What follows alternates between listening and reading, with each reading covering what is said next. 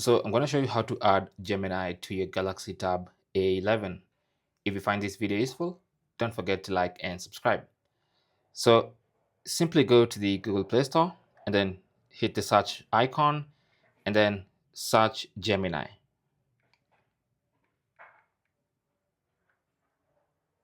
From the results, you will see Google Gemini. You can tap on it and then install it on the tablet. And then now you can open Gemini and set it up. Okay, so tap on use Gemini, and now you have Gemini all set up with your Google account. So now anytime you need Gemini, you can just either call Gemini if you've set up Gemini, or you can simply go to the Gemini app and just do your thing.